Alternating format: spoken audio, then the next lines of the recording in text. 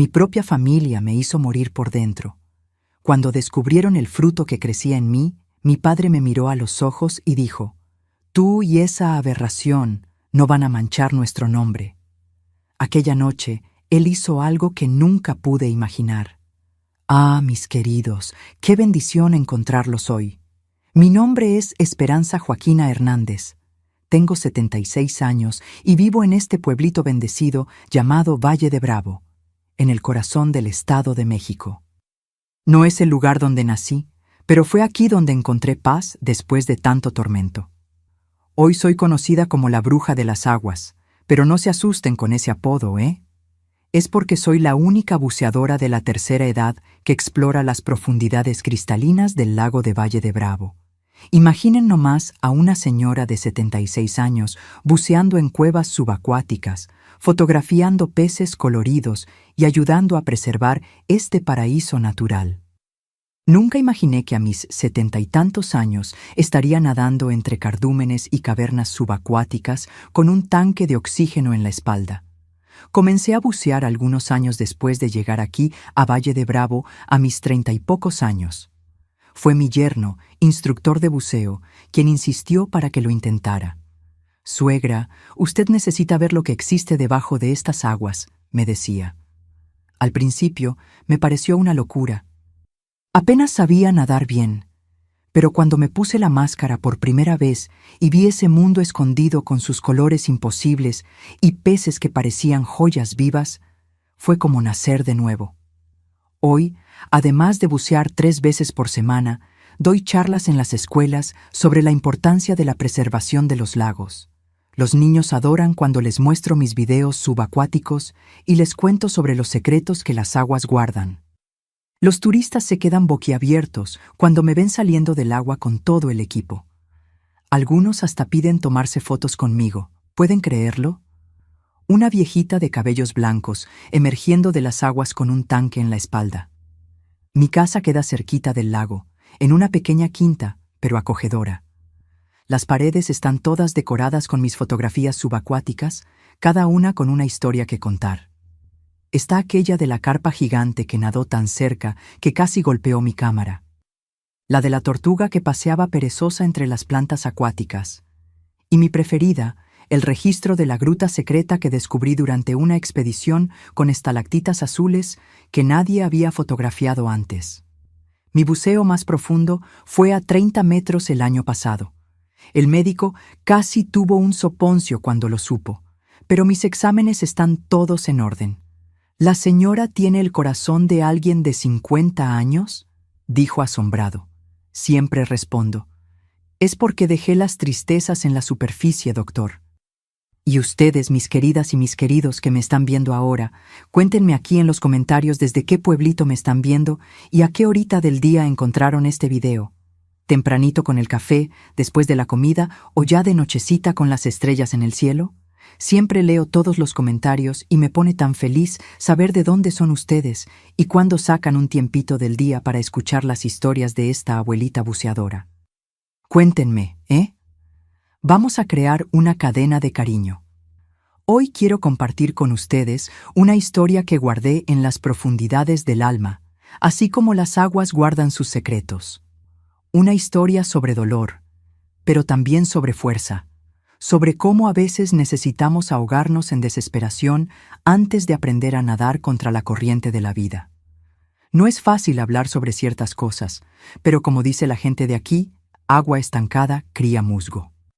Y tal vez, contando mi historia, pueda ayudar a alguien que se esté sintiendo ahogado por los problemas de la vida. Voy a regresar en el tiempo a cuando era apenas una niña viviendo en el interior de Chihuahua, en un lugar tan diferente de este Valle de Bravo que me acogió. Un lugar donde el silencio pesaba más que cualquier palabra dicha en voz alta. Nací en Ciudad Juárez, en la frontera con Estados Unidos, en 1949, una época en que el desierto de Chihuahua todavía era un misterio para mucha gente de fuera, pero para nosotros era el patio trasero de casa. Nuestra familia vivía en una casa de adobe simple, pintada de amarillo claro, con un terreno grande al fondo, donde mi padre criaba algunas gallinas y cultivaba frijoles. El techo era de teja roja, las ventanas de madera oscura que crujían cuando el viento fuerte golpeaba. El piso de madera hacía ruido cuando pisábamos, como si la casa siempre estuviera contando historias. Mi padre, Ignacio Hernández, era agente aduanal en la frontera. Un hombre alto, de postura rígida, como si todavía estuviera en el ejército, donde sirvió por 10 años antes de conseguir el empleo en la aduana. Tenía ojos castaños pequeños, siempre atentos, y un bigote grueso que recortaba con precisión militar todas las mañanas. Se vestía impecablemente, incluso en el calor sofocante de Ciudad Juárez, siempre de pantalón formal y camisa de manga larga. Era respetado en la ciudad, algunos por admiración, la mayoría por miedo. Mi madre, Mercedes Ramírez, era lo opuesto, delicada, de voz baja, siempre con un rebozo colorido atado en sus cabellos negros. Venía de una familia de guatemaltecos que cruzó la frontera durante la Guerra Civil. Era maestra de primaria, pero dejó de dar clases cuando se casó, porque mi padre decía que mujer de familia decente no trabaja fuera. Ella obedecía todo callada, con una sonrisa triste que parecía permanentemente cosida en su rostro. Mi hermano, Gustavo, era 4 años mayor que yo. Desde pequeño era el orgullo de mi padre. Tenía la misma postura, la misma forma de andar. A los 10 años ya sabía disparar, pescar y montar a caballo como un hombre. Era el hijo que mi padre quería para seguir sus pasos. Ya yo, niña, era un accidente necesario, como oí a mi padre decir una vez a un colega de la aduana cuando tomaba tequila en el portal. Nuestra rutina comenzaba temprano. La campana de la iglesia principal sonaba a las 5 y mi madre ya estaba de pie, encendiendo el fogón de leña para hacer el café y el desayuno. Frijoles fritos con huevos que comíamos antes de que saliera el sol. Mi padre salía para el trabajo a las 6, siempre con su revólver en la cintura y un maletín de cuero bajo el brazo. Gustavo iba a la escuela por la mañana y yo por la tarde.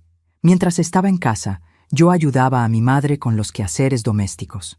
Aprendí desde temprano a lavar ropa en la pila de cemento del patio, a planchar con hierro de brasa, a cocinar los platos típicos de la región, el arroz con pollo, los tamales, los chilaquiles que aprendimos con los vecinos de la ciudad.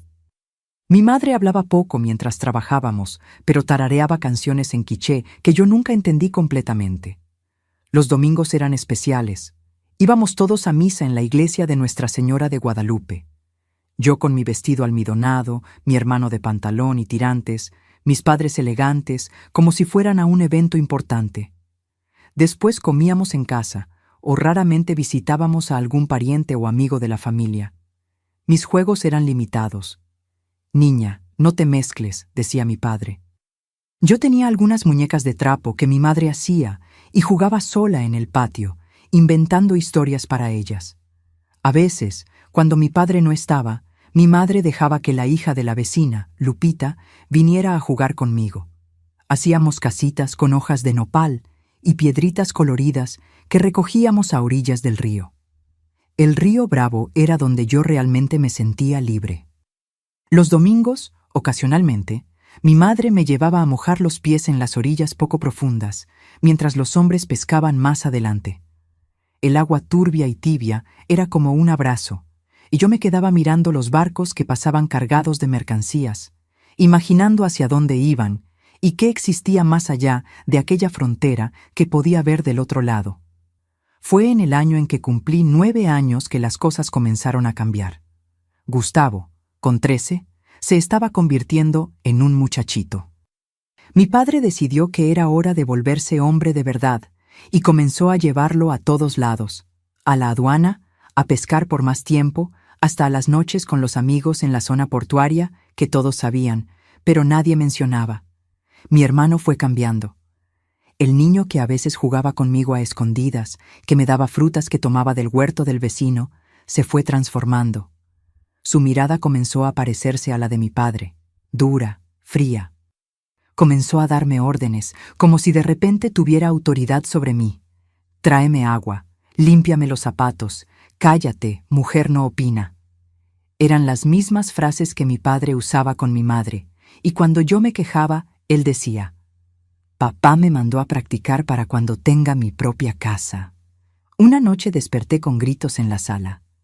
Era mi madre llorando y mi padre gritando: «Estás criando a la niña para ser rebelde. ¿Ves lo que pasa cuando no me obedeces? ¿Quieres que ella acabe como la hija de Aristeo?»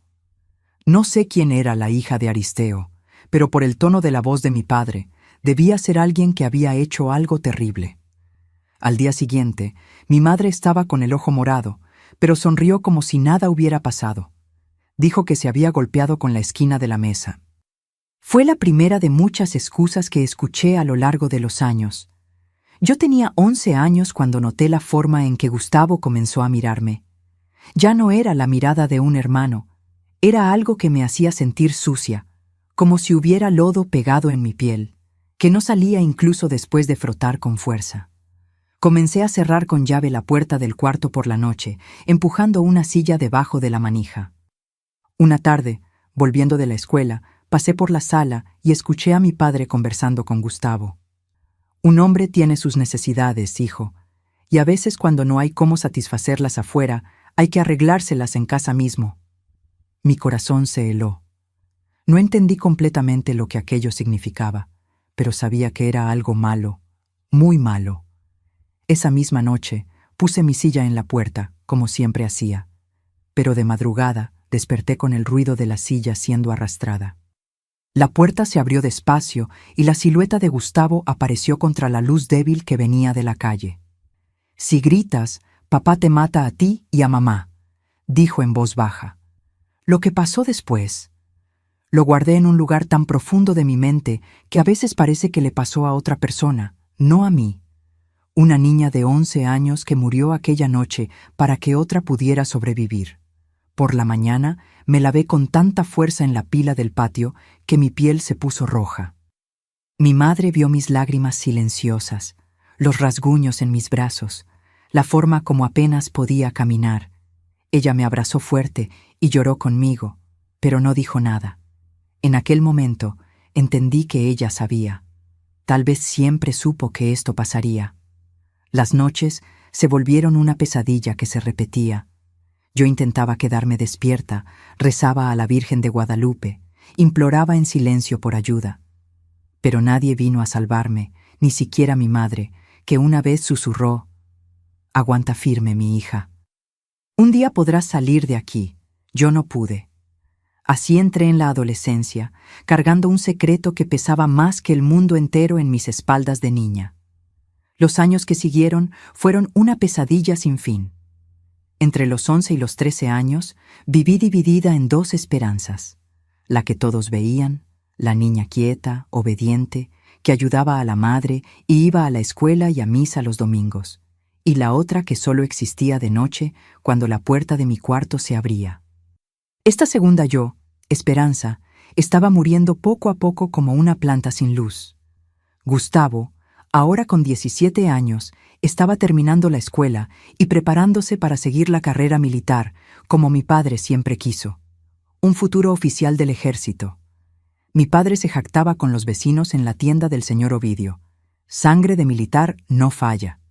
Mientras tanto, mi madre se consumía como una vela que va apagándose, cada vez más delgada, más silenciosa. A veces la sorprendía mirándome con lágrimas en los ojos. Otras veces, cuando estábamos solas en la cocina, sostenía mis manos y susurraba: «¿Recuerdas la historia de Moisés que la maestra contó en la escuela? Dios siempre prepara un camino a través de las aguas. Mi hija, ten fe». Yo no entendía cómo Dios podía permitir lo que sucedía en aquella casa. En las noches en que la pesadilla se repetía, yo cerraba los ojos e imaginaba que estaba buceando en el río Bravo, dejando que la corriente me llevara lejos, a un lugar donde nadie me conociera o pudiera lastimarme. Fue en esa época que conocí a doña Hortensia, una señora que vendía hierbas medicinales en el mercado municipal. Mi madre me mandó a comprar hierbabuena y toronjil para hacer té, pues andaba con insomnios terribles. Doña Hortensia, con sus cabellos blancos, siempre cubiertos por un rebozo colorido y manos arrugadas que olían a romero, miró profundamente en mis ojos cuando fui a su puesto. «El cuerpo enferma cuando el alma está sufriendo, niña», me dijo. poniendo un puñado extra de toronjil en la bolsa de papel. Vuelve aquí la semana que viene. Tengo algo para ti. No sé por qué, pero confié en ella. Tal vez fue su mirada bondadosa, tal vez la desesperación de no tener a nadie más a quien recurrir. A la semana siguiente, volví. Ella me entregó un pequeño frasco de vidrio oscuro. Esto es aceite de pirul del desierto. Pásalo en las muñecas y detrás de las orejas antes de dormir. Aleja las pesadillas y los malos espíritus, explicó apretando mi mano. Y si necesitas conversar, estoy aquí todos los miércoles y sábados. El aceite tenía un olor fuerte, terroso y un poco dulce. No creí realmente que funcionaría contra malos espíritus. Mi espíritu maligno tenía nombre y apellido, después de todo. Pero comencé a usarlo de todas formas, escondiendo el frasco debajo del colchón. Por algunas semanas, milagrosamente, las visitas nocturnas disminuyeron. Gustavo se quejaba del olor cuando se acercaba. Decía que era hedor de indio. Eso me dio un pequeño alivio, una pausa para respirar. Fue en ese período que comencé a sentir los cambios en mi cuerpo. Mi menstruación, que había comenzado hacía poco más de un año, dejó de venir. Mis senos se pusieron doloridos. Por la mañana, unas náuseas terribles me hacían correr al patio y vomitar escondida detrás de la pila. Al principio, pensé que estaba enferma, tal vez con alguna fiebre del desierto. Pero con el pasar de las semanas, un miedo helado comenzó a crecer dentro de mí. Recordé las conversaciones susurradas que oía entre las mujeres mayores en el mercado sobre muchachas que se perdieron y tuvieron que irse de la ciudad a toda prisa, sobre vientres que crecían y traían vergüenza para las familias. Comencé a mirarme en el pedazo de espejo roto que tenía en el cuarto, levantando el camisón para ver si mi vientre estaba diferente. Una tarde, lavando ropa con mi madre, me desmayé. Cuando desperté, ella estaba pasando un paño mojado en mi frente, los ojos llenos de una tristeza que nunca había visto antes. «Mamá, creo que estoy enferma», dije, la voz temblorosa. Ella apretó mi mano con fuerza. «¿Hace cuánto tiempo que no sangras, hija?». La pregunta confirmó mi peor miedo. El mundo entero pareció derrumbarse sobre mí. «Casi 3 meses», respondí en un hilo de voz. Mi madre cerró los ojos como si hubiera recibido un golpe físico. «Dios mío, ¿qué hicimos para merecer tanto castigo?», murmuró más para sí misma que para mí. Aquella noche, ella vino a mi cuarto cuando todos dormían. Se sentó en el borde de mi cama y dijo en voz baja: «Esperanza, estás esperando un hijo». Las palabras cayeron como piedras en mi pecho. Un hijo, una vida creciendo dentro de mí, fruto de aquel horror. Yo tenía 13 años y apenas entendía lo que estaba pasando con mi cuerpo. «¿Qué vamos a hacer, mamá?», pregunté, las lágrimas corriendo silenciosamente. «Hay algunas mujeres en la ciudad que saben cómo resolver este tipo de problema», dijo vacilante. «Pero es peligroso. Muchas muchachas no sobreviven». Pensé por un momento que tal vez esa fuera la solución, no sobrevivir, acabar con todo de una vez. Pero algo dentro de mí, un instinto que no sabía que tenía, me hizo rechazar esa idea. «Tu padre no puede saberlo», continuó mi madre. «Él los mataría a los dos». «¿Y Gustavo?». «Fue él», dije, finalmente encontrando valor para decirlo en voz alta. «Fue él, mamá, todas aquellas noches». Mi madre cubrió su boca con las manos, como si quisiera sofocar un grito. «Lo sé, mi hija, lo sé, que Dios me perdone, pero siempre lo supe y no pude hacer nada. Pero ahora tenemos que encontrar una manera». En los días siguientes vivimos en un estado de terror constante. Mi madre intentaba esconder mis náuseas matutinas, me daba ropa más holgada para usar. Comencé a faltar a la escuela, diciendo que estaba con fiebre del desierto. Mientras tanto, discutíamos en susurros qué hacer. «Tengo una prima en Monterrey», dijo mi madre. «Tal vez ella te reciba por un tiempo. Podemos decir que fuiste a estudiar allá». Pero en el fondo sabíamos que no teníamos cómo hacer eso sin dinero, sin el permiso de mi padre. Estábamos atrapadas. Fue doña Hortensia quien nos dio una esperanza. Cuando mi madre fue a comprar hierbas para calmar los nervios, acabó desahogándose con ella. La vieja señora escuchó en silencio y después dijo: «Trae a la niña aquí mañana. Tengo unos conocidos que pueden ayudar». Al día siguiente fuimos juntas al mercado. Doña Hortensia nos llevó hasta los fondos de su pequeña casa, que quedaba cerca del puerto. Allí nos presentó a una pareja, don Teodoro y doña Dolores. Ellos eran camioneros, transportaban mercancías por la carretera desde Ciudad Juárez hasta Monterrey y otras ciudades. «Ellos pueden llevar a la niña», explicó doña Hortensia. «Tienen parientes en Aguascalientes que pueden acogerla hasta que el bebé nazca. Después deciden qué hacer». Era un plan arriesgado, pero parecía nuestra única oportunidad. El problema era cómo salir de casa sin levantar sospechas. Mi madre decidió que tendríamos que contarle a mi padre sobre el embarazo.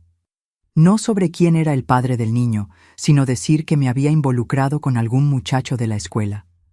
«Él se pondrá furioso, te castigará, pero no te matará frente a testigos», razonó.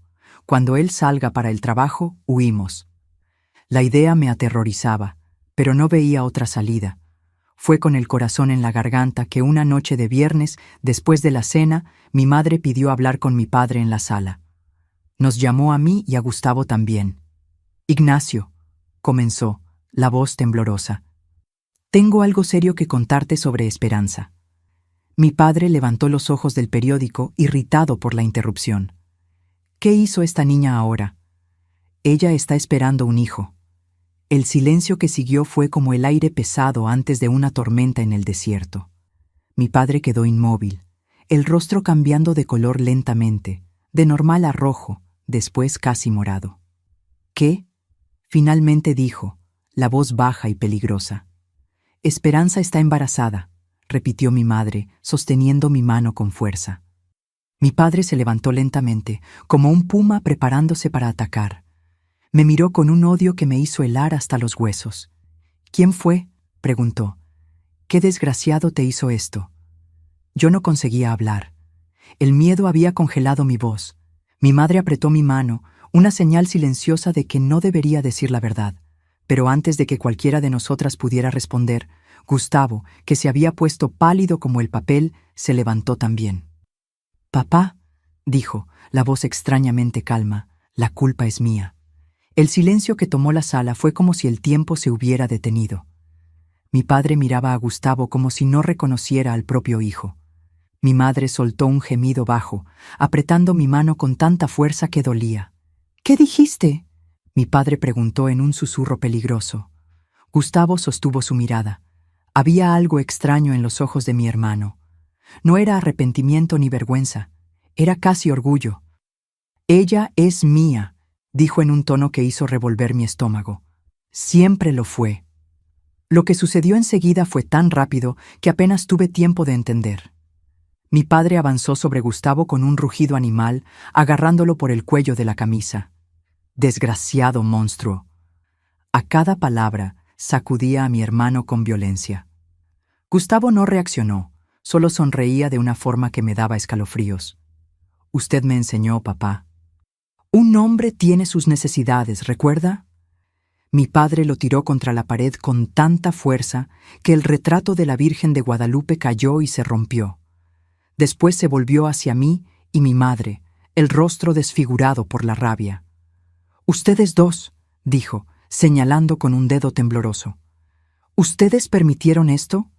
¿En mi casa, bajo mi techo?». Mi madre se levantó, poniéndose frente a mí. «Ignacio, la niña es víctima. Ella tiene apenas 13 años. Por favor, piensa». El golpe que mi padre dio a mi madre resonó en la sala como un disparo. Ella cayó de vuelta en la silla, el labio sangrando. Yo grité, tratando de protegerla, pero mi padre me agarró por el brazo, arrastrándome fuera de la sala. «Papá, por favor», imploré, tratando de soltarme. «No hice nada malo». «Cállate», gritó, arrastrándome por el pasillo hasta el fondo de la casa, donde quedaba el sótano. Era un lugar oscuro y húmedo que él usaba para guardar herramientas y las cajas de contrabando que a veces traía de la frontera. Voy a resolver esto de una vez por todas. Esta vergüenza no va a manchar el nombre de nuestra familia. Abrió la pesada puerta de madera y me empujó escalera abajo. Caí duramente en el suelo de tierra apisonada, sintiendo un dolor agudo en el brazo. Desde arriba, mi padre me miraba con ojos que ya no tenían nada de humano. «Tú y esa cosa dentro de ti no van a salir de aquí», dijo, la voz helada. «Si Dios quiere, ninguno de los dos verá la luz del día otra vez». La puerta se cerró de golpe, sumergiéndome en la oscuridad casi completa. Oí el ruido del cerrojo y después sus pasos alejándose. Me quedé allí tirada en el suelo húmedo, llorando silenciosamente, una mano sobre mi vientre todavía plano. No sé cuánto tiempo pasó. Podían ser horas o días. La oscuridad era casi total, excepto por una rendija minúscula en la pared que dejaba entrar un hilito de luz. El sótano olía a moho y a algo que reconocí como el queroseno que mi padre usaba en las lámparas. De vez en cuando oía gritos ahogados viniendo de la casa, la voz de mi madre implorando, ruidos de cosas rompiéndose. Después, silencio. Palpé el suelo alrededor, tratando de encontrar algo, cualquier cosa que pudiera ayudarme. Mis dedos tocaron objetos fríos, herramientas, latas vacías, pedazos de cuerdas. Me arrastré hasta encontrar un rincón menos húmedo y me acurruqué allí, temblando de frío y miedo. «Mamá», susurré a la oscuridad. «Ayúdame, por favor». No sé cuándo me dormí, pero desperté con el sonido del cerrojo siendo movido. La puerta se abrió y la luz débil de una lámpara iluminó el sótano. Era mi madre, el rostro hinchado de tanto llorar, un hematoma oscuro alrededor del ojo.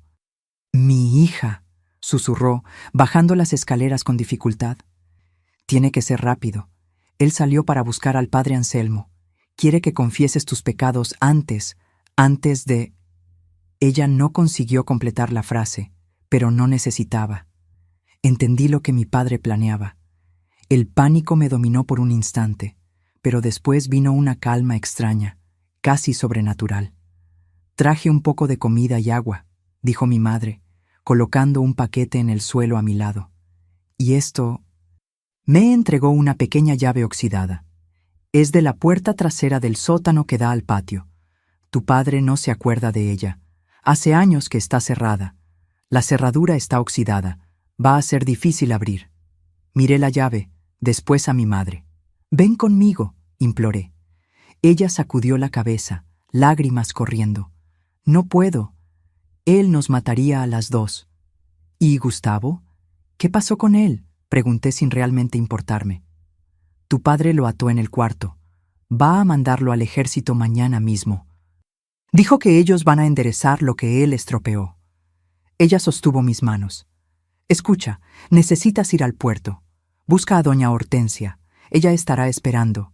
Don Teodoro va a llevarte en su camión esta noche». «¿Y tú? ¿Qué va a pasar contigo?». Mi madre sonrió tristemente. «Voy a estar bien. Cuando tu padre vuelva, voy a decir que vine a rezar por tu alma. Y cuando él descubra que huiste...». Ella se estremeció. «Bueno, no será la primera vez que él descarga su rabia en mí». «Mamá, no». «Ve, mi hija, vive por ti y por ese niño que no tiene culpa de nada». Ella me abrazó con fuerza, como si quisiera grabar en mí su olor, su calor. Después se levantó con dificultad. «Espera a que él salga de nuevo», instruyó. «Él va a buscar a los hombres de la policía cuando el padre llegue. Ese será tu momento». Con una última mirada, subió las escaleras y cerró la puerta, dejando la lámpara conmigo. Oí el cerrojo siendo colocado nuevamente. Una actuación para que mi padre no sospechara. Comí un poco del pan y la carne seca que ella trajo. Bebí agua. Después comencé a examinar el sótano con más atención, buscando la tal puerta trasera. La encontré escondida detrás de algunas cajas apiladas. Era pequeña, más parecida a una trampilla, y estaba clavada con tablas.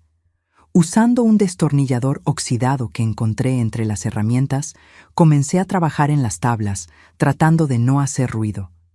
Mis dedos sangraban con el esfuerzo, pero no paré. Cada clavo que salía era un paso más cerca de la libertad. Finalmente, después de lo que pareció horas, conseguí remover todas las tablas. La puerta estaba allí, pequeña y antigua.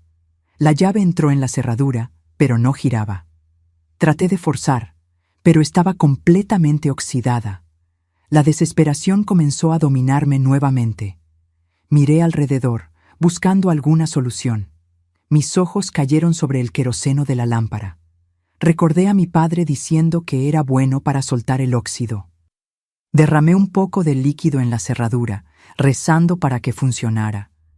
Esperé algunos minutos y traté nuevamente la llave.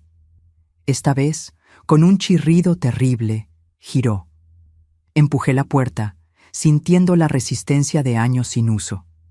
Finalmente, con un último esfuerzo, se abrió al aire de la noche. Una abertura pequeña, pero suficiente para que yo pasara. En ese momento, oí voces viniendo de la casa. Mi padre había vuelto y no estaba solo. Reconocía la voz grave del padre Anselmo. No había más tiempo. Apagué la lámpara y me apreté por la abertura, sintiendo el aire fresco de la noche en mi rostro por primera vez en días. El patio estaba oscuro, iluminado apenas por la luna llena que flotaba sobre el río Bravo. Agachada como un animal perseguido, corrí hacia la cerca de los fondos. Era demasiado alta para saltar, pero había un agujero por donde el perro del vecino solía pasar. Me forcé a través de él, rasgando mi vestido y arañando mi piel, pero no sentí dolor. Solo sentía la desesperación de la huida. Las calles de Ciudad Juárez estaban casi desiertas a esa hora. Algunos borrachos tambaleaban de regreso del puerto. Un perro ladraba a lo lejos. Me mantuve en las sombras, corriendo lo más rápido que podía en dirección al mercado, donde doña Hortensia vivía. Cuando finalmente llegué, estaba sin aliento y temblando. Golpeé levemente en la puerta trasera, con miedo de que alguien me viera. Después de un momento que pareció eterno, la puerta se abrió. Doña Hortensia estaba allí, como prometido, los ojos preocupados mientras me jalaba para adentro. «Virgen Santísima», susurró, viendo mi estado. «¿Qué te hizo ese demonio?» No conseguí responder. Solo me derrumbé en sus brazos, llorando como nunca había llorado antes. Ella me abrazó, meciéndome como si yo fuera una niña pequeña. «Está todo bien ahora», murmuró, acariciando mis cabellos sucios. «Estás a salvo». Pero yo sabía que no era así. No estaría segura mientras estuviera en Ciudad Juárez, mientras mi padre pudiera encontrarme. «¿Don Teodoro?», pregunté entre sollozos. «Está esperando en el puerto», confirmó. «El camión sale en 1 hora. Va a llevarte hasta Durango y de allí puedes seguir para Aguascalientes». Ella me llevó a un cuarto en el fondo de la casa, donde una palangana con agua tibia esperaba. Me ayudó a lavar la cara y las manos, limpió los cortes y rasguños con una infusión de hierbas que ardió como fuego. Después me dio un vestido simple, pero limpio, y un rebozo para cubrir la cabeza. «Come», dijo, ofreciéndome un plato de frijoles cocidos con carne. «Necesitas fuerza para el viaje y para lo que viene por delante». Mientras comía, ella me explicó el plan. Don Teodoro me llevaría en el camión junto con la carga. Yo quedaría escondida entre los sacos de mercancía. En Durango, una sobrina de ella me recibiría y me ayudaría a seguir para Aguascalientes, donde vivían parientes que podrían acogerme. «¿Y después?», pregunté, la realidad de mi situación pesando sobre mí. Una niña de 13 años, embarazada, sin familia, sin dinero, sin educación. Doña Hortensia sostuvo mis manos con firmeza. «Después, mi hija, vas a encontrar tu camino, como el agua del río que siempre encuentra un pasaje, incluso entre las piedras más duras». El viaje por la carretera comenzó esa misma noche. Don Teodoro me escondió entre sacos de frijoles y harina, cubriéndome con una lona áspera. «No hagas ruido, niña», advirtió con voz grave. «Hay inspectores y policías que revisan los camiones y tu padre debe estar moviendo cielo y tierra para encontrarte». El camión era pequeño y se sacudía con cualquier movimiento de la carretera. El motor hacía un ruido rítmico que, en otras circunstancias, podría hasta ser relajante, pero para mí Cada ruido diferente era motivo de pánico. Cada vez que el camión disminuía la velocidad o paraba, mi corazón se disparaba, pensando que eran los hombres de mi padre. Pasé la primera noche entera despierta, sudando debajo de la lona, el olor fuerte de los granos dejándome aún más nauseosa. Por la mañana, cuando el camión paró en algún lugar, oí voces masculinas acercándose. «¿Y qué hay, Teodoro? ¿Qué traes hoy?», preguntó una voz desconocida. «Lo de siempre, don Aristeo. Frijoles, harina, un poco de cuero». «¿Viste a una niña por ahí? 13 años, flacucha, pelo largo oscuro. El agente aduanal de Ciudad Juárez está ofreciendo buena recompensa. Parece que la hija se fugó de casa». Mi sangre se heló. Contuve la respiración, esperando la respuesta de don Teodoro. ¿Una niña? No, no vi nada. Pero si sé de algo, aviso. La voz de él sonaba calma, natural, como si estuviera hablando sobre el clima. Hubo un momento de silencio y pensé haber oído pasos en el camión. ¿Estarían revisando? Cerré los ojos con fuerza, rezando a cualquier santo que pudiera oírme. «Está bien, entonces», dijo finalmente la voz. «Sigue viaje». El camión volvió a moverse y solo entonces me di cuenta de que había contenido la respiración todo el tiempo. Cuando ya estábamos lejos, don Teodoro levantó la lona por un instante. «¿Ves? Tu padre está tras de ti. Policía, inspectores, todo el mundo. Él dijo que robaste dinero y joyas de tu madre antes de huir». Me horroricé. «Eso es mentira. Yo nunca...» «Lo sé», me interrumpió. «Doña Hortensia me contó todo, pero es así como los hombres poderosos hacen. Transforman a las víctimas en culpables». Don Teodoro me dio un poco de agua y un pedazo de tortilla con piloncillo. «Come despacio. El estómago de embarazada es sensible, más en esta sacudida». Por primera vez, alguien hablaba de mi embarazo sin asco o rabia, apenas como un hecho. Sentí un nudo en la garganta y tragué las lágrimas junto con la tortilla seca. El viaje por la carretera duró 3 días. 3 días escondida, saliendo solo de noche, cuando don Teodoro garantizaba que no había nadie cerca. 3 días viendo el desierto pasar, los coyotes tomando sol en las orillas, los conejos bebiendo agua, las aves coloridas que volaban sobre nosotros. Era un mundo vasto y salvaje, tan diferente de la prisión que había sido mi casa. En una de esas noches, sentada en la parte trasera del camión, mientras don Teodoro fumaba nuestro cigarro, él me contó su historia. Había sido militar cuando joven, luchó en la guerra contra los rebeldes, vio horrores que ningún hombre debería ver. Cuando volvió, descubrió que la esposa había muerto de fiebre amarilla y la hija pequeña había sido llevada por parientes a Veracruz. Nunca más las vio. «La vida es como este camino, niña», dijo, soltando un anillo de humo que se deshacía en el aire. «Tiene tramos tranquilos, tiene baches peligrosos, tiene hasta precipicios que parece que van a matarnos. Pero el camino siempre sigue adelante, siempre». Al tercer día llegamos a Durango. La ciudad era mayor que Ciudad Juárez, con casonas antiguas de influencia española y un movimiento intenso en la terminal de autobuses. Don Teodoro me mantuvo escondida hasta el anochecer, cuando finalmente pude salir. Mis piernas estaban entumecidas de estar tanto tiempo en la misma posición y mi estómago rugía de hambre. Como prometido, la sobrina de doña Hortensia nos esperaba en la terminal.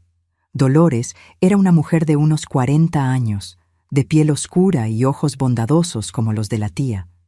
Ella me abrazó sin hacer preguntas y me llevó a su casa, en los fondos de una panadería donde trabajaba. «Puedes quedarte aquí esta noche», dijo, mostrando un cuartito simple pero limpio. «Mañana temprano sale el autobús para Aguascalientes. Ya arreglé con el chofer, él te va a llevar». Por primera vez en días pude tomar un baño completo, comer una comida caliente sentada a la mesa y dormir en una cama de verdad. Pero el sueño no vino fácil. Pesadillas me perseguían. Mi padre derribando la puerta, arrastrándome de vuelta al sótano. Gustavo con aquella sonrisa terrible, diciendo, «Ella es mía». Mi madre llorando impotente. Desperté varias veces gritando, sudada, el corazón disparado. Dolores venía, me calmaba, me daba té de toronjil. Va a pasar, decía. Con el tiempo va a pasar. Pero yo sabía que no pasaría. Algunas heridas son demasiado profundas para cicatrizar completamente. A la mañana siguiente, antes de que el sol saliera, Dolores me llevó hasta el punto donde el autobús para Aguascalientes paraba. El chofer, un hombre corpulento llamado Octavio, apenas asintió con la cabeza cuando me vio. No hizo preguntas, no mostró curiosidad, solo indicó la cabina y dijo, «Vamos». Me despedí de Dolores con un abrazo apretado. «Gracias por todo», susurré. «No necesitas agradecer», respondió. «Nosotras las mujeres necesitamos ayudarnos. El mundo allá afuera es demasiado duro». El viaje de autobús fue aún más difícil que el de camión. La carretera era de tierra, llena de baches que hacían que el vehículo saltara y temblara. Cada sacudida era una punzada de dolor en mi espalda, en mi estómago. Traté de concentrarme en el paisaje. El desierto seco, los árboles retorcidos, los cactus y las flores de azafrán silvestre que de vez en cuando aparecían como manchas de sol en la vegetación. Octavio hablaba poco, lo que era un alivio. De vez en cuando ofrecía agua o paraba para que yo hiciera mis necesidades detrás de algún arbusto. Una vez compró tacos de carne en una parada en la orilla de la carretera y compartió conmigo. «Necesitas comer bien», dijo. «Estás comiendo por dos». Me di cuenta de que así como don Teodoro y Dolores, él sabía de mi situación. Probablemente todos sabían. La niña embarazada huyendo del padre. Era humillante, pero al mismo tiempo reconfortante saber que había una red de personas dispuestas a ayudarme. Llegamos a Aguascalientes al final de la tarde del día siguiente. La ciudad me pareció enorme, ruidosa, aterradora. Casas y más casas, carros, personas apuradas. Octavio me dejó en una dirección en el barrio del centro, una casa simple de ladrillo a la vista, con un pequeño comercio en el frente que vendía hierbas medicinales. El letrero decía, «Hierbería de Doña Altagracia». «Aquí», dijo, «la vieja te está esperando». Bajé con mis pocas cosas, el vestido que doña Hortensia me había dado, un paquete con comida que Dolores preparó y un atadito con hierbas para calmar al bebé y fortalecer la sangre. Cuando golpeé en la puerta de la hierbería, mi corazón estaba tan apretado que apenas conseguía respirar. ¿Y si me mandaban de vuelta? ¿Y si no era el lugar correcto? ¿Y si mi padre hubiera llegado antes? La puerta se abrió revelando a una señora de cabellos blancos, recogidos en un moño alto, piel arrugada como pergamino antiguo y ojos tan azules que parecían irreales. Era doña Altagracia, la hermana mayor de doña Hortensia. Ella me miró de arriba a abajo, evaluando.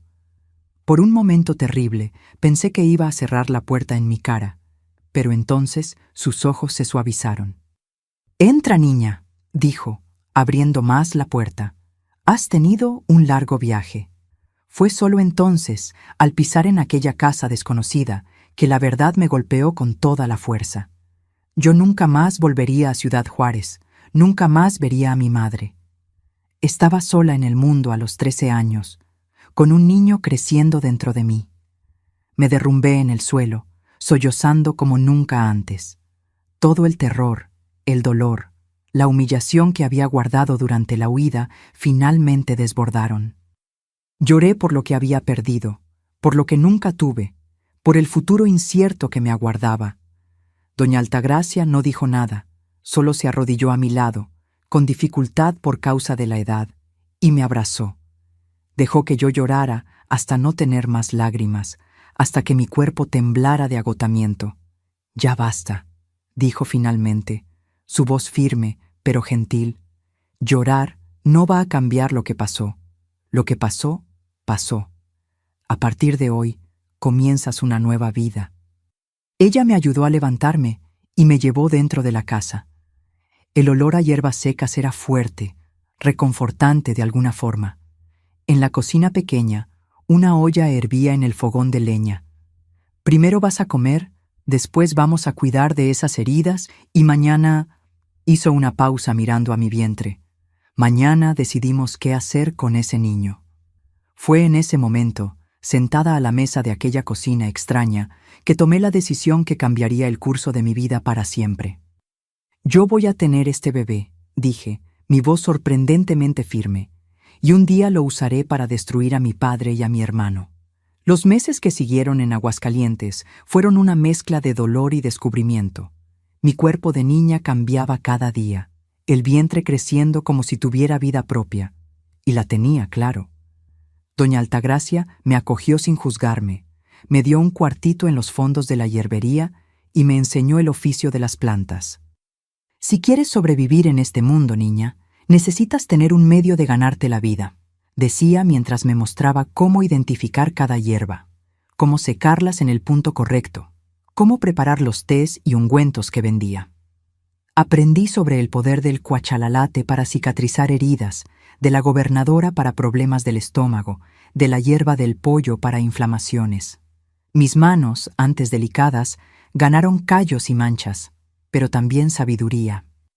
Y mientras aprendía sobre las plantas que curan el cuerpo, trataba de encontrar algo que curara mi alma. Por la noche, sola en mi cuartito, acariciaba mi vientre y conversaba con aquella vida. «No es tu culpa», susurraba. «Tú no pediste nacer así». Pero al mismo tiempo no conseguía evitar el pensamiento de que aquel niño era mi arma, mi evidencia, mi oportunidad de justicia. En el 5º mes de embarazo, cuando mi vientre ya no podía ser escondido bajo ropas holgadas, doña Altagracia me llamó para una conversación seria. «Esperanza», dijo, sentada en su mecedora con una taza de té de manzanilla. «Dijiste que quieres usar a este niño para destruir a tu padre y a tu hermano. ¿Qué exactamente estás planeando?» Le conté mi plan inicial: volver a Ciudad Juárez cuando el bebé naciera, ir hasta el juez de la ciudad, mostrar al niño como prueba de lo que mi hermano había hecho, exigir que él fuera preso. Doña Altagracia escuchó en silencio, sus ojos azules fijos en mí. Cuando terminé, ella suspiró profundamente. «Mi hija, eres valiente, pero todavía tienes mucho que aprender sobre cómo funciona el mundo», dijo. Tomó un sorbo de té antes de continuar. «Tu padre es un hombre poderoso en Ciudad Juárez, agente aduanal, amigo de jueces y delegados. ¿Qué crees que va a pasar si apareces allá con ese niño?» Mi corazón se hundió. En el fondo, yo sabía que ella tenía razón. En el mejor de los casos, van a decir que inventaste todo, que el niño es de algún noviecito. ¿En el peor? Bueno, tú conoces a tu padre. ¿Crees que él dudaría en hacer algo peor de lo que ya intentó? Las lágrimas que trataba de contener comenzaron a correr. ¿Entonces no hay justicia? ¿Ellos simplemente salen impunes? Doña Altagracia posó su taza y sostuvo mis manos con firmeza. No dije eso. Dije que tu plan no va a funcionar. Necesitamos algo mejor, algo que no dependa de la palabra de una niña contra hombres poderosos. Fue ese día que conocí al doctor Agustín, un abogado ya anciano que venía a la hierbería a comprar remedios para su presión alta. Doña Altagracia me presentó como su sobrina venida del interior. Él fue gentil, preguntó sobre mi embarazo, comentó que yo parecía demasiado joven. Después que él salió, doña Altagracia me explicó: el doctor Agustín es un hombre raro, honesto y con un fuerte sentido de justicia. Fue fiscal por muchos años antes de jubilarse. Conoce las leyes como nadie. ¿Y cómo puede ayudarme?, pregunté sin entender. Él puede orientarnos sobre el mejor camino legal. No ahora, no todavía, pero cuando sea el momento adecuado. Las semanas pasaron. Mi vientre crecía, así como mi determinación. Comencé a estudiar. Doña Altagracia contrató a una maestra jubilada, doña Teresa, que venía 3 veces por semana a darme clases. El conocimiento es poder, insistía Altagracia. Una mujer instruida es una mujer que nadie engaña fácilmente. Fue doña Teresa quien me habló sobre documentos oficiales por primera vez. México es un país de papeles, explicó. Quien controla los documentos controla la verdad oficial. Esa idea plantó una semilla en mi cabeza. Documentos, pruebas escritas, algo que ni mi padre ni mi hermano pudieran negar. En el 7º mes de embarazo comencé a tener problemas, dolores fuertes, sangrado. Doña Altagracia llamó a una partera de confianza, doña Remedios, que me examinó con cuidado. La niña es muy joven, su cuerpo no está listo, explicó a doña Altagracia, como si yo no estuviera presente. Y hay mucho sufrimiento aquí, mucha angustia. El bebé lo siente. Fui obligada a guardar reposo absoluto. Acostada en aquella cama, sin nada que hacer excepto pensar, mi plan comenzó a tomar forma más concreta. El día 10 de mayo de 1963, después de un parto difícil que duró casi 20 horas, di a luz a un niño, un bebé pequeño, pero con pulmones fuertes, que anunciaron su llegada al mundo con un llanto vigoroso. Cuando lo pusieron en mis brazos, sentí una mezcla confusa de emociones. Amor, sí, por aquel ser inocente, pero también miedo, tristeza y una determinación feroz. Mirando a su carita roja, juré que él jamás pasaría por lo que yo pasé, que jamás conocería al monstruo que era su padre biológico y que sería, en vez de eso, mi herramienta de justicia. Voy a llamarlo Justo, anuncié a doña Altagracia, que sonrió con la elección.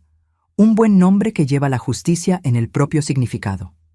En las semanas siguientes, mientras me recuperaba y aprendía a ser madre, a los 14 años, todavía una niña yo misma, continué madurando mi plan.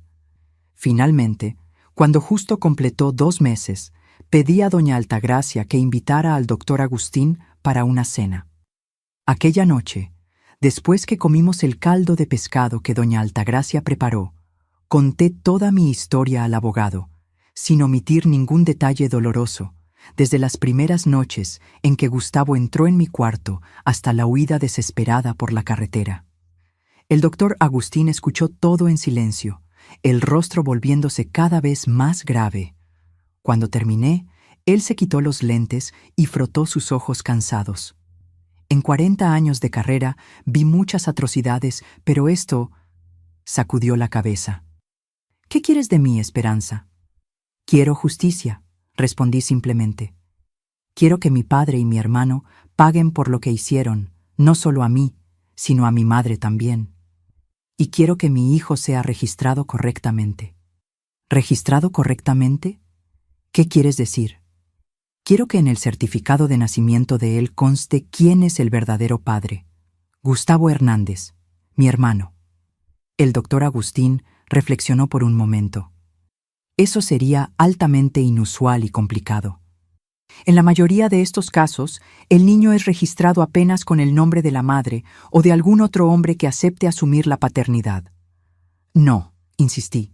Quiero la verdad en el documento. Es mi derecho y de mi hijo. El problema, explicó el abogado, es que sin la presencia del padre o su consentimiento por escrito, necesitaríamos un proceso de investigación de paternidad. Y aún así sería tu palabra contra la de él. Fue entonces que doña Altagracia, que había estado silenciosa hasta entonces, intervino. ¿Y si tuviéramos más que la palabra de ella? ¿Cómo así?, preguntó el doctor Agustín. Su madre. Si consiguiéramos un testimonio de la madre. Mi corazón se disparó. ¿Mi madre? ¿Pero cómo? Ella nunca dejaría Ciudad Juárez. Tiene demasiado miedo de mi padre. Tal vez no necesite dejarla, sugirió el doctor Agustín pensativo. Un testimonio por escrito, reconocido en notaría. Pero incluso así sería arriesgado para ella. Pensé en mi madre, en sus ojos tristes, en cómo ella siempre sufrió callada.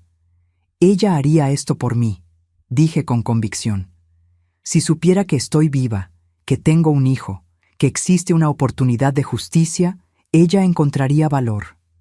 La otra cosa, añadió doña Altagracia, Esperanza no es la única víctima en aquella casa. Su madre también sufre abusos hace años. Si pudiéramos documentar eso también... El doctor Agustín comenzó a hacer anotaciones en una pequeña libreta que sacó del bolsillo. Estamos hablando de múltiples crímenes. Si conseguimos pruebas suficientes, podemos abrir un proceso criminal. ¿Y después?, pregunté ansiosa. Después, dijo, mirándome con seriedad, Tu padre y tu hermano pueden ser presos por muchos años. Una ola de alivio me recorrió, seguida inmediatamente por miedo. Pero ¿cómo hacemos esto sin ponerme en peligro, sin poner a mi madre en peligro? Tenemos que ser muy cautelosos y estratégicos, respondió el doctor Agustín. Primero, necesitamos entrar en contacto con tu madre de alguna forma. Después, reunir toda la documentación posible. El registro de nacimiento de Justo, tu propio registro, declaraciones juradas, evidencias médicas del parto prematuro que confirma la fecha de la concepción. Y lo más importante, completó doña Altagracia, necesitamos un delegado o fiscal en Ciudad Juárez que no esté en la nómina de tu padre. En las semanas siguientes, nuestro plan fue tomando forma. El doctor Agustín movilizó contactos antiguos del Ministerio Público. Descubrimos que un nuevo fiscal había sido designado para Ciudad Juárez, un joven recién graduado llamado Eduardo Ponce, de Guadalajara, sin conexiones locales que pudieran ser explotadas por mi padre. El mayor desafío era contactar a mi madre sin alertar a mi padre. La solución vino a través de una improbable conexión. El hijo de doña Remedios, la partera, era camionero y hacía regularmente la ruta Aguascalientes-Ciudad Juárez. Él aceptó llevar una carta hasta allá y entregarla directamente a mi madre cuando mi padre estuviera en la aduana. Escribí la carta con el corazón en la mano.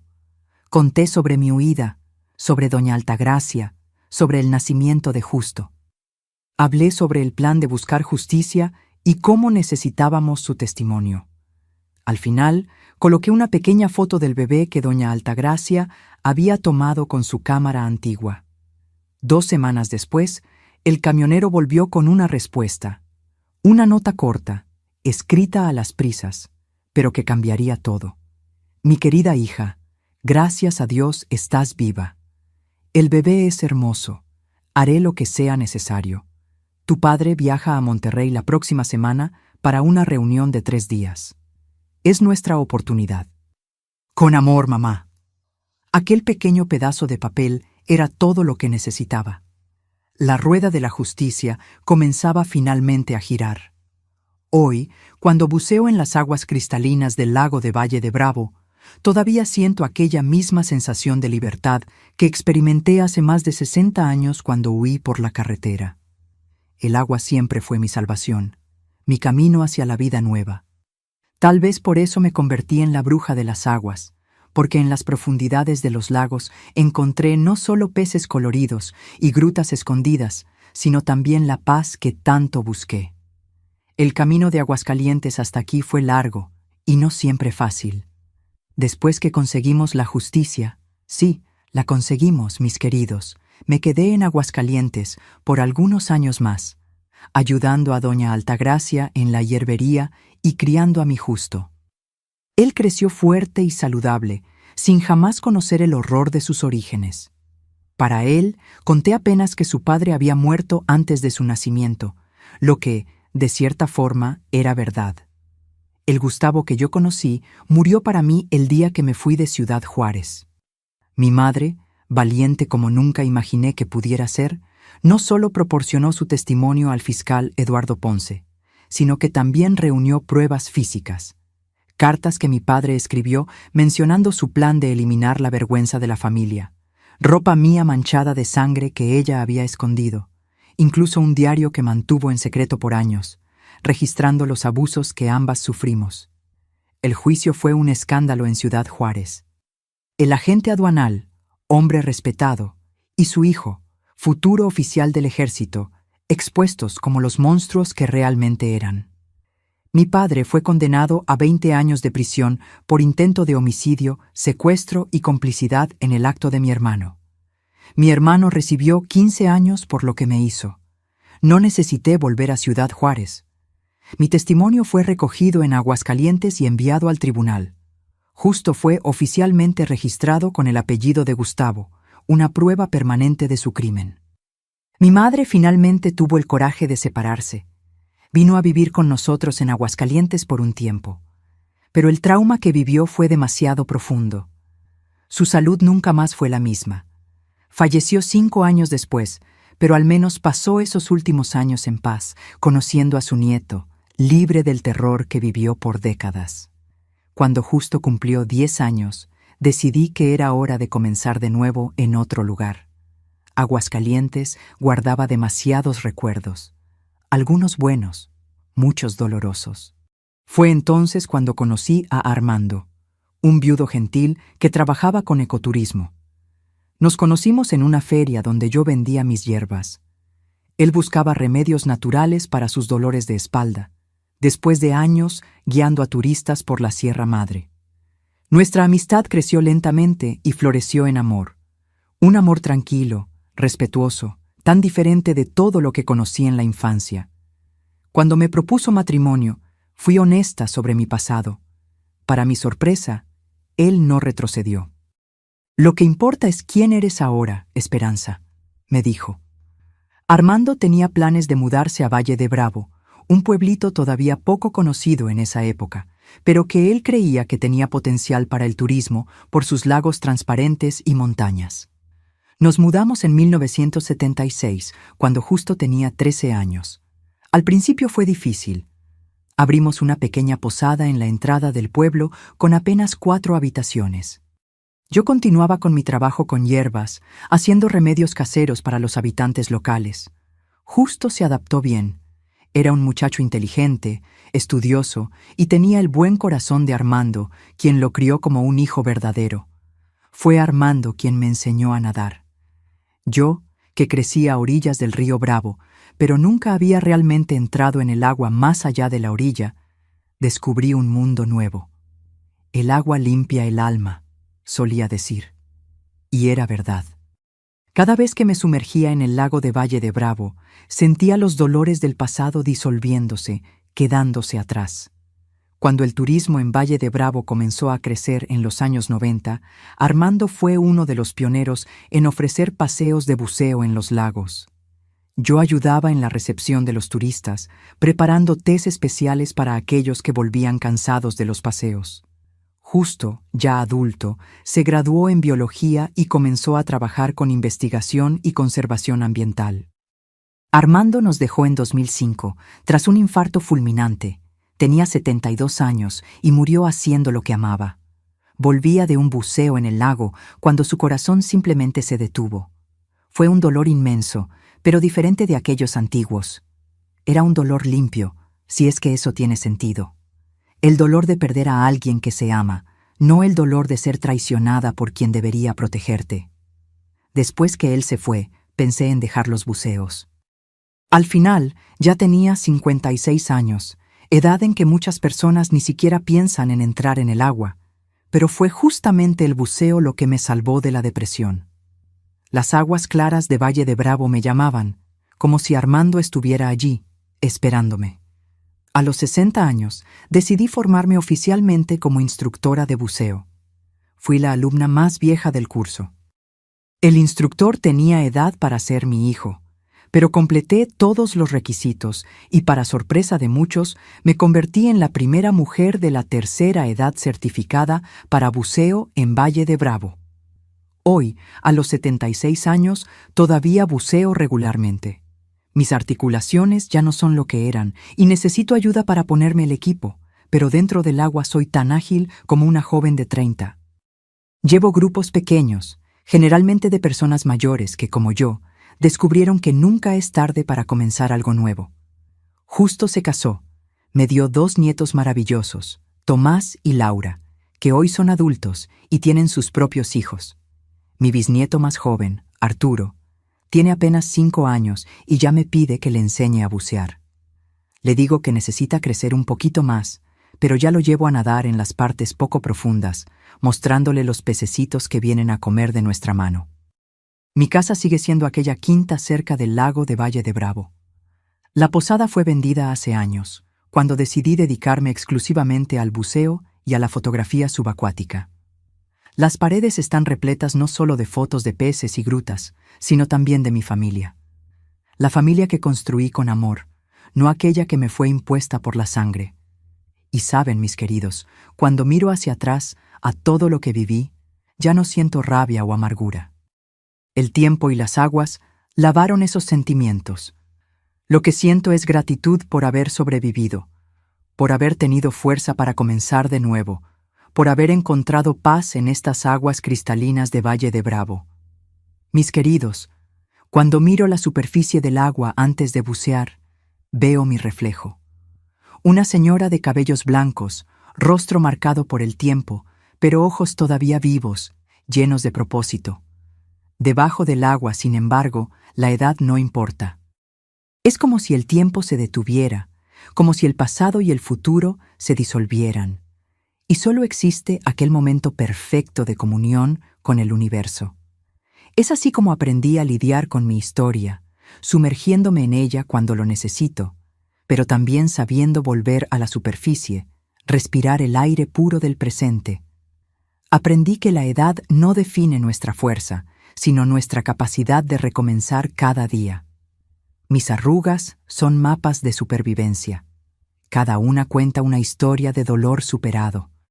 Si estás pasando por algo parecido a lo que viví o conoces a alguien que esté sufriendo en silencio, recuerda, en la oscuridad más profunda, nuestra luz interior nunca se apaga. Parece imposible creer esto cuando estamos en medio del sufrimiento. Lo sé. Yo también pensé que jamás vería la luz de nuevo cuando estaba encerrada en aquel sótano. Pero incluso allí, incluso en aquel momento terrible, una pequeña llama de esperanza continuaba encendida. Nunca permití que mi dignidad fuera robada, incluso cuando trataron de llevarme todo. Fue esa dignidad la que me hizo buscar justicia, no solo venganza. Fue esa dignidad la que me permitió criar a mi hijo con amor, a pesar de cómo fue concebido. Descubrí que somos más fuertes de lo que imaginamos, especialmente cuando pensamos que no aguantamos más. Hace 60 años, yo era apenas una niña asustada, huyendo por la carretera. Hoy soy una mujer que bucea en aguas profundas, que fotografía la belleza escondida, que enseña a otros a ver el mundo sumergido. El tiempo no cura todas las heridas, pero nos enseña a vivir con ellas, y aún así sonreír. Cada buceo que hago es una celebración de mi libertad conquistada. Cada vez que sostengo la mano de mi bisnieto y le muestro un pececito colorido, estoy reescribiendo mi historia. Mi experiencia me enseñó que nuestra historia no termina en los capítulos dolorosos. Siempre hay una página nueva para ser escrita, un lago nuevo para ser explorado, una profundidad aún no visitada. Entonces, mis queridos y mis queridas que me están viendo, si están pasando por momentos difíciles, recuerden, somos como el agua. Podemos ser contenidos por un tiempo, pero siempre encontramos un camino para fluir nuevamente. Podemos estar turbios por causa de las tormentas de la vida, pero acabamos por aclararnos y reflejar nuevamente el cielo. Y por favor, si conoces a alguien que está sufriendo abusos, no cierres los ojos. Una palabra de apoyo, una mano extendida, puede ser la diferencia entre desesperación y esperanza. En cualquier país, en cualquier cultura, existen organizaciones preparadas para ayudar. Busca información sobre protección en tu región. La dignidad y el respeto son valores universales, no importa dónde estés. Suscríbanse ahora a este canal Memorias de las Abuelas y activen la campanita para no perderse historias como la mía. Cada testimonio de superación puede ser la luz que guía a alguien en las aguas turbulentas de la vida. Al suscribirse, no solo apoyan este trabajo, sino que ayudan a formar una red de protección para tantas personas que, como yo un día, sienten que se están ahogando en desesperación. Y cuéntenme aquí en los comentarios qué parte de mi historia tocó más su corazón. ¿Fue mi huida por la carretera, mi lucha por justicia o tal vez mi descubrimiento del buceo en la tercera edad? Compartir nuestras reflexiones crea una comunidad de apoyo donde todos podemos aprender y crecer juntos. Háganlo ahora. No esperen ni un minuto más, porque la vida, mis queridos, es como un río. Puede tener corrientes peligrosas, pero siempre, siempre continúa fluyendo hacia el mar.